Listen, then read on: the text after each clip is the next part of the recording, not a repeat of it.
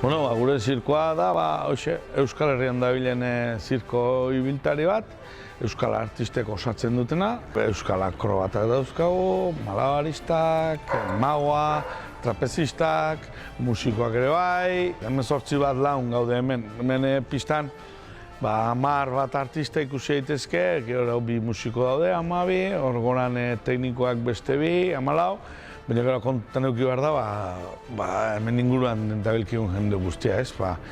Akomodatzen, krispetak egiten, sarrerak, harrerak, eta barrotun, 18 bat laun.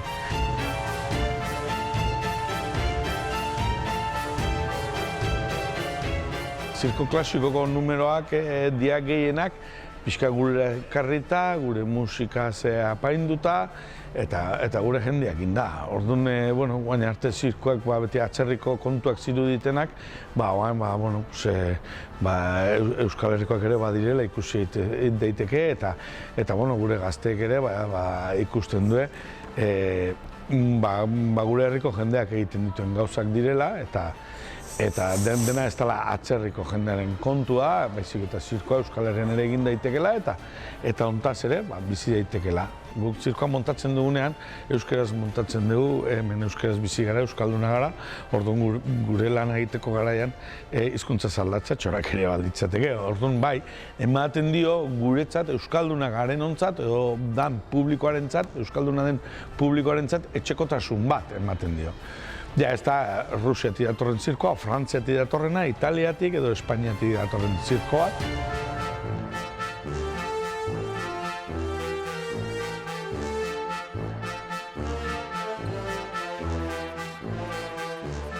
Nik uste eta horregan publiko koloretsua izango dela.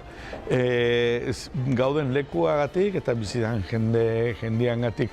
Ni kontuatu nizenez, hemen oso jende diferentea bizi da. Nik uste jende askorentzat hemen sorpresare izango dela, ez? Batzuk gure zirkoa ezagutzen dute, eta erabat gogotsu datoz, lehen ere ikusi izan gaituztelako.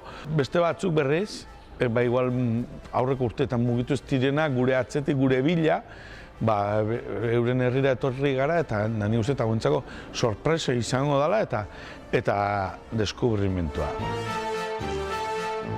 Gure erronka nagusia dela, familia guztiarentzat espektakulo bat egitea, adin guztietara heltzea, eta nik uste momentuz lortzen ari garela.